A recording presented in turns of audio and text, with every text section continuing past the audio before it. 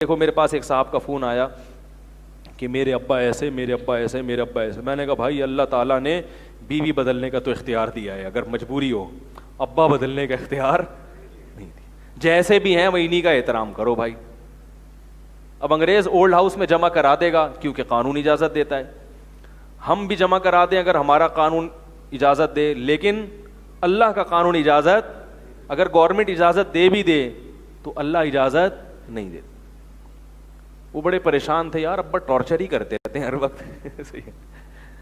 تو میں نے کہا اس کی تو اجازت ہے کہ ابا سے الگ رہ لو، گھر الگ رکھو، بیگم کو الگ لے کے الگ گھر میں رہ لو. وہ واقعی ابا ٹارچر کر رہے تھے، جو رپورٹ انہوں نے بتائی نا. بعض ابا بھی بڑے ظالم ہوتے ہیں، بلا وجہ اپنی اولاد کو نا ذہنی ٹارچر کرتے رہتے ہیں، تانے دے دے کے، پازیٹیو سوچتے ہی نہیں ہیں. لیکن اب کیا کریں، ہیں تو ابا نا. اب یہ تو نہیں کہ جی ابا لے جا کے آپ نے اولڈ ہاؤس میں جمع کرا دیے کہ ان کی تھنکنگ چونکہ نیگیٹو ہے، ٹھیک ہے نا، ان کی تھنکنگ کیا ہے، نیگیٹو ہے. اور جتنے بھی نیگیٹو تھنکنگ والے ہیں ان کے لیے اولڈ ہاؤس بنا ہوا ہے. بھائی پازیٹیو ہے یا نیگیٹو ہے؟ قرآن کیا کہہ رہا ہے، وَلَا تَقُل لَّهُمَا اُفٍّ. اور وہ بوڑھے بھی تھے. میں نے کہا بوڑھے ہیں اب تو یہ صحیح بھی نہیں ہو سکتے. بوڑھا آدمی بہت مشکل ہے کہ وہ صحیح ہو جائے. بوڑھوں کہتے ہیں میرے ابا کو اب سمجھائے کون. میں نے کہا اگر دادا زندہ ہوتے نا آپ کے تو دادا سے کہتے کہ ابا کو سمجھا دو، کیونکہ آپ ابا کو سمجھاؤ گے تو پھر ابا کو غصہ آئے گا، باپ میں ہوں یا تو ہے. یہ بھی بڑی ٹینشن ہوتی ہے، کون سمجھائے بھائی ابا کو.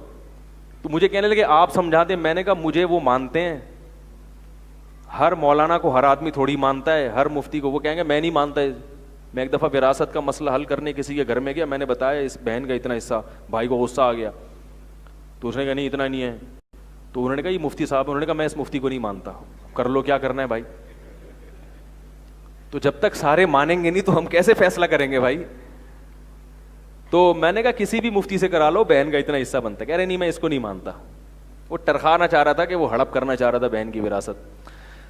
تو اب ہمارے پاس یہ آپشن اللہ نے رکھا ہی نہیں ہے. اللہ نے کہا والدین جیسے مرضی ہو برداشت کرو. ہاں زیادہ سے زیادہ یہ کہ ناقابل برداشت ہو گیا، بد زبانی ہو رہی ہے تو الگ ہو جاؤ.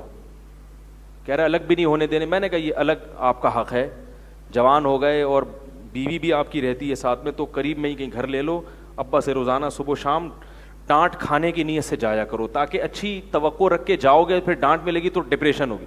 اسی نیت سے جایا کرو. بسم اللہ الرحمن. میں نے کو ایسے ہی سمجھایا، یا اللہ مجھے پتا ہے ابا بہت غلط سلط بولیں گے، الٹی سیدھی بولیں گے، بس آدھا گھنٹہ میں بیٹھوں گا اس نیت سے کہ ابا کو بولنے دو، مجھے حج اور عمرے کا ثواب ملے گا بس. میں نے کہا خدا کی قسم اللہ دنیا میں بھی نوازے گا اور آخرت میں بھی. بس میں نے کہا اس نیت سے جایا کرو. بس تھوڑی دیر گیا اب جی جی جی میں ایسا ہی ہوں، ٹھیک ہے نا. وہ کہیں گے نا تو بڑا گدھا ہے نالائق ہے. جی آپ نے بالکل صحیح کہا. پھر وہ کہہ رہے جی بولو تو بھی غصہ کرتے ہیں، وہ زبان چلاتا ہے میرے سامنے. تو میں نے کہا بس پھر کوئی درمیانہ سلس بولا کرو. آدھا گھنٹہ ہے ٹینشن ہے. میں نے کہا آدھے گھنٹے بعد وہ فون آ گیا مجھے جانا ہے، ایسے کر کے نکل آؤ. پھر شام کو دوبارہ آدھا گھنٹہ بیٹھ جاؤ، خرچہ ورچہ دے کے آ جایا کرو. اس طرح زندگی گزارو. چلاؤ بس کام. کون سا وہ ہمیشہ زندہ رہیں گے بھائی. تو اگر کوئی والدین بہت ہی ظالم ہونا تو اس طریقے سے، ویسے ہوتے نہیں ہیں ظالم، اکثر اچھے ہی ہوتے ہیں، اولاد بدتمیز ہوتی ہے. لیکن اگر کوئی کہیں ظلم کر رہے ہیں تو پھر اس طریقے سے ٹیکنیکل طریقے سے جو ہے اس کو ڈیل کیا جائے. تو یہ اس لیے کہ اللہ تعالیٰ نے ابا بدلنے کا آپشن آپ کے پاس رکھا ہی نہیں ہے. میاں بیوی بدلے جا سکتے ہیں، ابا.